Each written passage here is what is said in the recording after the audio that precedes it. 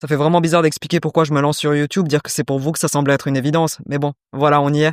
Bien qu'il s'agisse d'une vidéo qui explique surtout pourquoi YouTube a une communauté déjà existante sur les autres réseaux, pour ceux qui ne me connaissent pas, je m'appelle Yaska et je suis créatrice sous le nom de marque de Midnight Blossom. Ma marque propose principalement deux gammes, d'un côté des bijoux qui sont inspirés de la poésie japonaise, et de l'autre, une gamme en textile avec des kimonos recyclés. En dehors de mes activités de créatrice, je suis descendante de marchands de kimonos et aussi habilleuse traditionnelle certifiée et j'aime bien promouvoir des curiosités de la culture japonaise de temps à autre. Concrètement, si je dois expliquer pourquoi YouTube, j'ai deux raisons principales.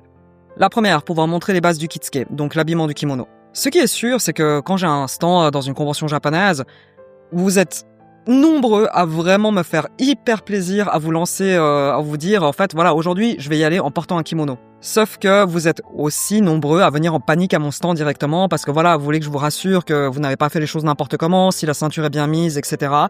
Et voilà, vous faites bien de vérifier. Mais les gars, je suis désolé, pour moi, le kimono, c'est le plus beau vêtement du monde et je veux pas que vous vous sentez en panique ou en stress en mettant un. Donc c'est pour ça que ça m'a semblé complètement naturel que j'essaie au plus vite de vous accompagner dès la première couche que vous mettez depuis chez vous. La deuxième raison, je voulais être plus proche des personnes qui me soutiennent de loin. Vous savez sûrement déjà que je fais énormément d'animations autour de mes activités de créatrice, notamment des conférences ou des démonstrations. Et pour des raisons simplement géographiques, ils ont principalement lieu en Suisse. Et une chose que je vivais mal, c'est que vous êtes énormément de personnes à me soutenir en dehors de la Suisse.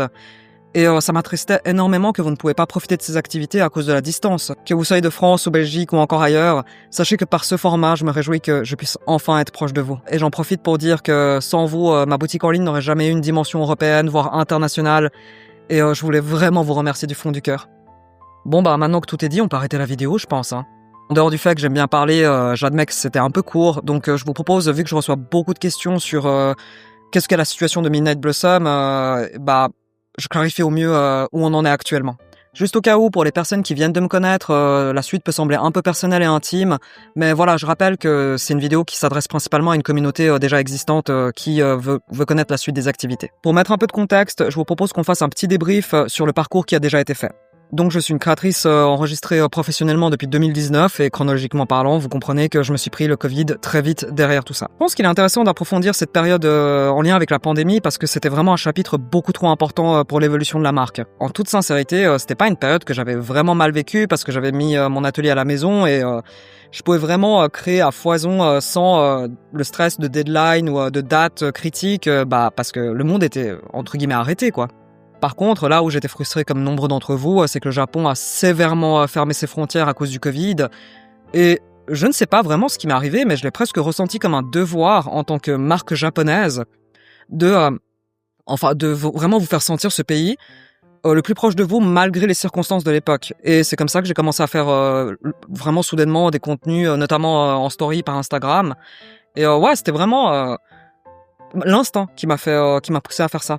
Et ce dont je ne m'attendais pas, c'est que malgré la persistance des mesures en place, 2021 qui a suivi, ça a été une année mais incroyable. Si je dois la faire transparente mais pas trop, en fait, soudainement, j'avais atteint en 2 ans l'objectif que je m'étais fixé sur 5 ans, malgré le niveau hard de l'époque, quoi. Et là, vous vous dites que début 2022, j'ai clôturé ma compta de 2021 en faisant péter des bouteilles de saké et tout ça.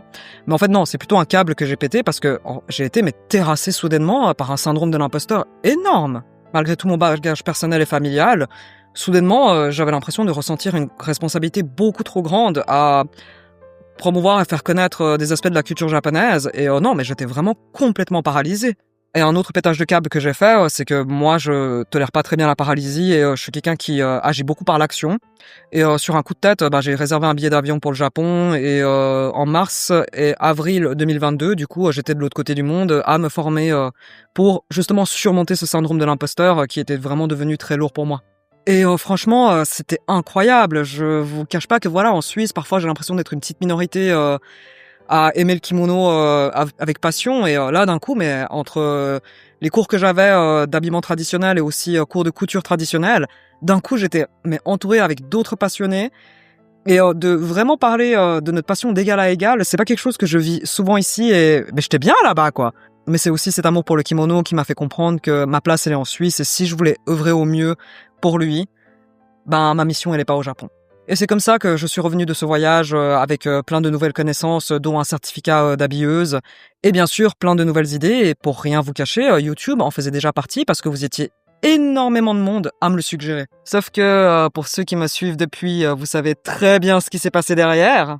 Ben ouais, 3 semaines après mon retour à Genève, j'avais même pas encore fini de trier les kimonos que j'avais ramenés du Japon que je fais face à un test de grossesse positif. Alors oui, mon mari fiancé à l'époque, on avait discuté comme quoi on peut garder la porte du destin ouverte éventuellement si on est censé accueillir un enfant. Sauf que voilà, la porte du destin, je me la suis faite mais défoncer quoi. Si je dois vraiment vous expliquer avec une image ce que j'ai ressenti, c'est comme si vous voulez jouer à Zelda Ocarina of Time pour vous détendre parce que vous connaissez plus ou moins ce qui se passe dedans et à quoi vous attendre. Bah en fait non, vous rentrez dans l'arbre mojo et il y a Ganondorf qui vous attend déjà. Enfin, je suis désolé, le dessin m'a fait quelque chose qui est illégal, je trouve quoi. Après ça, j'ai vécu une grossesse très ambivalente, comme beaucoup de parents en devenir, notamment l'équilibre famille et travail. Mais en dehors de ça, je m'en souviens vraiment d'une période de réadaptation où j'ai dû apprendre à aller lentement dans un monde qui commençait à aller vite, parce que voilà, il y a toutes les normes autour du Covid qui étaient terminées.